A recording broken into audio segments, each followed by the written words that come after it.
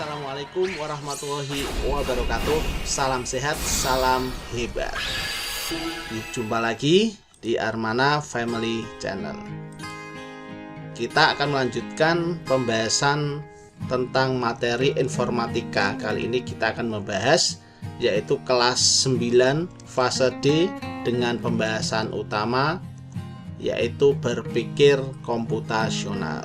Oke, ini ada pada bab 2 untuk buku pegangan kurikulum Merdeka kelas 9. Pembahasan pertama, sub pembahasannya adalah struktur data, yang kedua adalah ekspresi dan operasi logika, dan yang terakhir adalah algoritma.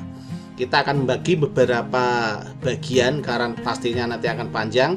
Ini adalah bagian pertama yaitu pembahasan tentang struktur data. Untuk pembahasan pertama kita lihat terlebih dahulu yaitu tentang konsepnya. Nah, ini adalah konsepnya. Di sini kita bisa melihat ada beberapa bola-bola struktur ya. Di sini adalah berpikir komputasional. Nanti akan kita bagi menjadi 3, struktur data, pengenalan pola, dan algoritma. Dan kemudian struktur data ini akan kita bagi menjadi 2 yaitu tree, pohon atau tree, kemudian graph atau graph. Gitu ya. Kemudian yang terakhir adalah pengenalan pola, akan kita ada sub pembahasannya yaitu ekspresi dan operasi logika.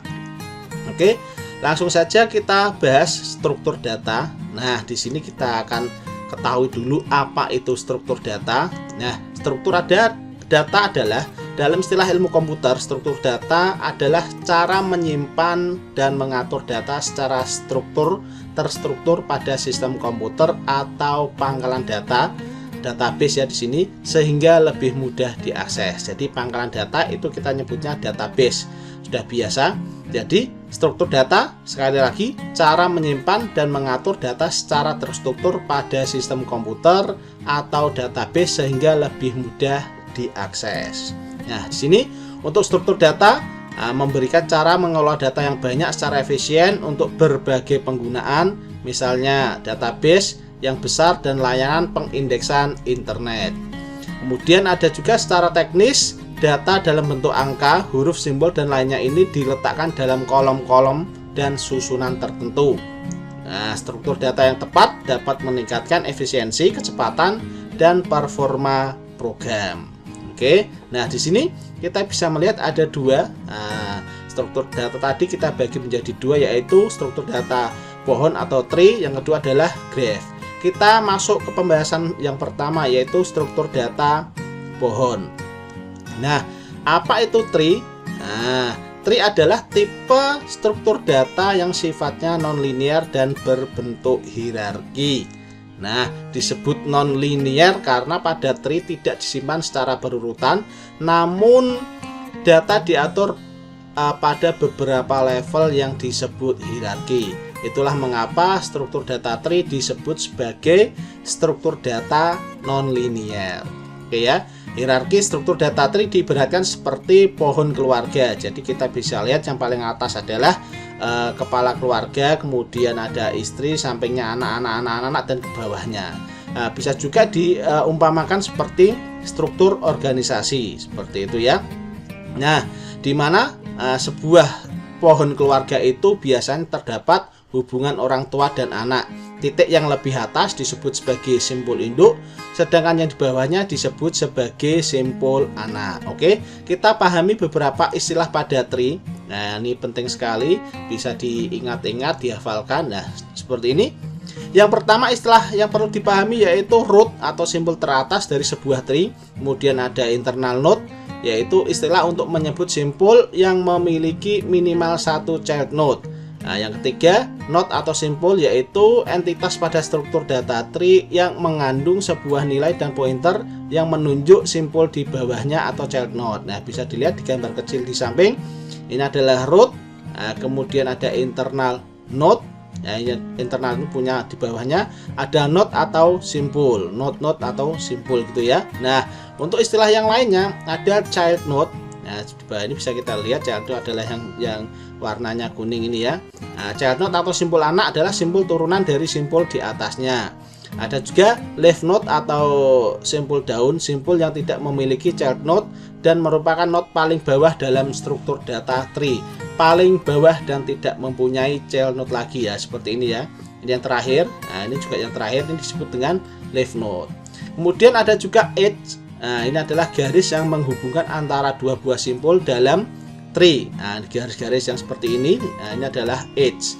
Kemudian ada juga istilah subtree, yaitu setiap simpul dari tree beserta turunannya.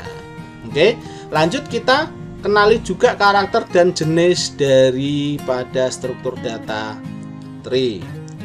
Nah, di sini ada karakter tree. Nah, karakter-karakternya bisa dilihat. Ini adalah penjelajahan data atau traversing. Nah, itu pada tree dilakukan oleh algoritma depth first search dan breadth first search, gitu ya. Nah, tidak ada loop dan circuit, tidak memiliki self loop, dan disusun dalam model hierarki. Kemudian untuk jenis-jenis tree ada 3. Yang pertama adalah general tree, ada binary tree, dan ada balance tree.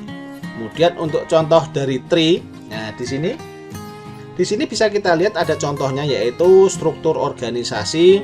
Di sini ada ketua. Nah, ketua ini itu adalah yang paling atas, tentunya kita sebut root.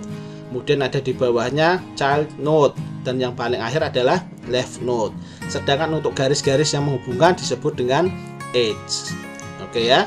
Nah, di sini kita lanjutkan. Nah, ini tadi kita sudah mengenal dengan left node.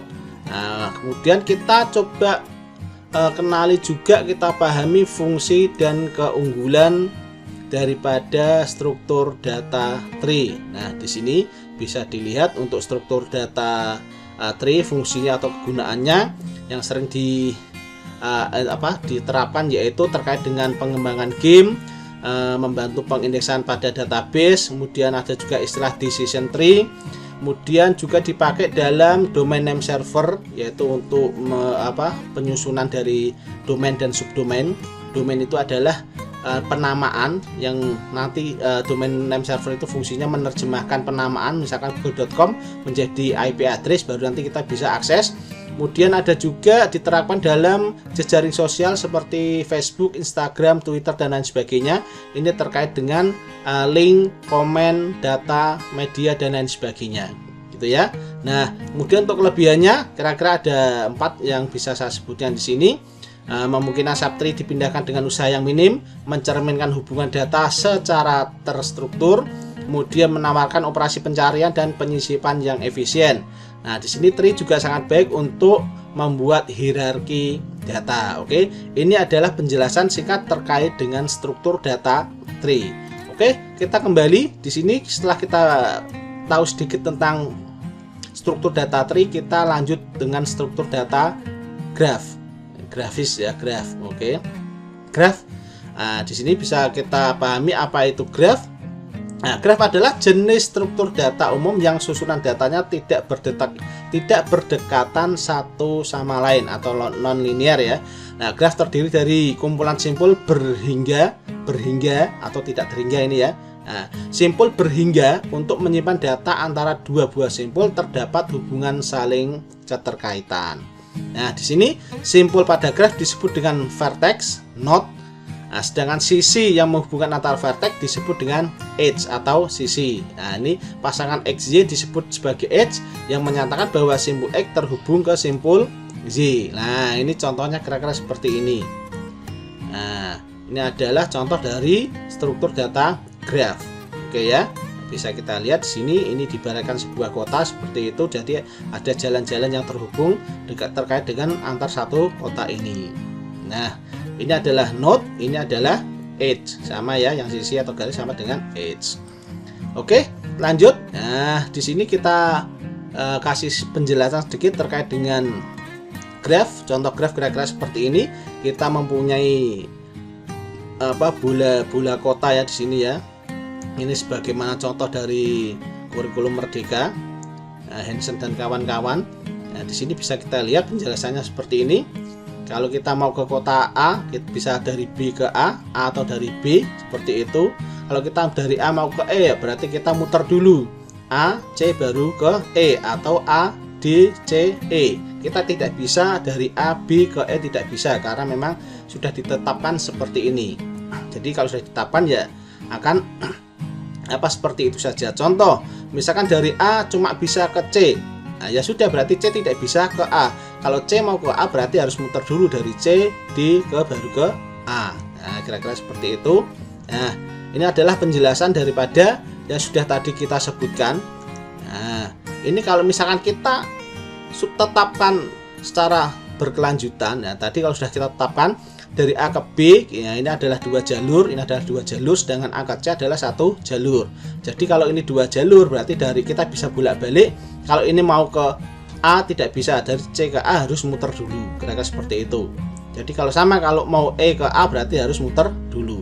Sedangkan kalau A mau ke C ya sudah bisa langsung ya. Tapi kalau dari A ke E berarti harus muter dulu, kira-kira seperti itu. Nah, penjelasannya seperti ini. Hubungan dapat terjadi 2 arah maupun 1 arah. Hubungan searah atau 2 arah tersebut dapat dimodelkan menjadi graf pada gambar di atas. Nah, graf adalah sebuah model tentang hubungan antar data. Oke. Untuk penerapan graf di sini, nah ada beberapa penerapan graf yang sering dipakai yaitu pada sistem operasi ya atau OS, yaitu terkait dengan aliran komputasi dan pengaturan sumber daya. Ada juga pada Google Map, yaitu untuk penentuan jarak dekat maupun jauh dan perhitungan-perhitungan tertentu mengenai waktu tempuh dan sebagainya. Oke, kemudian juga ada pada navigasi. Nah, navigasi ini juga sama ya, ini penentuan rute terbaik, apakah macet atau tidak, jauh atau dekat dan sebagainya, lebar atau mungkin sempit, itu juga dipakai dalam Google Map dan navigasi. Untuk contoh penerapan yang lainnya ada juga untuk jejaring sosial, ini pengaitan data komentar, postingan, akun dan lain sebagainya. Ada juga dipakai pada jaringan komuter yaitu aplikasi peer to peer. Jadi untuk jaring sosial ini ya juga selain untuk struktur data tree, juga graf juga sering dipakai juga, tergantung dengan intensitas data yang dipakai, terlalu besar atau mungkin sangat besar. Oke, jadi bisa dipakai dua-duanya. Nah, ini bisa terkait dengan penerapan struktur data tadi. Untuk kekurangan dan kelebihan dari graf bisa kita lihat di keterangannya berikut ini. Untuk kelebihan graf, untuk kekurangan grafnya juga bisa di pause untuk dipelajari, dibaca ya. Ini ada beberapa panjang, ini lumayan. Nah, kira-kira seperti itu. Nah, ini kita kembali. Nah, tadi sudah kita bahas yaitu secara singkat struktur data, ada pohon dan graf. Oke. Nah, lalu bagaimana? Nah, ini bisa kita lihat untuk perbedaan dari tree dan graf. Secara garis besar untuk perbedaan tree dan graf yaitu yang pertama mempunyai ciri-ciri yang berbeda, yaitu dalam graf edge bebas dan boleh menghubungkan node manapun, sedangkan dalam tree satu node hanya boleh terhubung ke satu parent dan beberapa child di bawahnya. Yang kedua, dalam graf bisa dirunut jalur edge yang membentuk jalur putaran dari satu node kembali ke node semula, sedangkan tree hal ini tidak boleh terjadi. Oke, mungkin itu saja yang bisa saya sampaikan. Untuk video selanjutnya nanti akan kita bahas yaitu sambungan dari part 1 yaitu part 2 tentang ekspresi dan operasi logika. Oke, mungkin itu saja, agak cepat tidak masalah. Semoga nanti bisa kita lanjutkan secara cepat untuk videonya bisa segera rilis. Terima kasih sudah mendukung kami. Atas perhatian dan kekurangannya saya mohon maaf yang besar-besarnya. Terima kasih. Wassalamualaikum.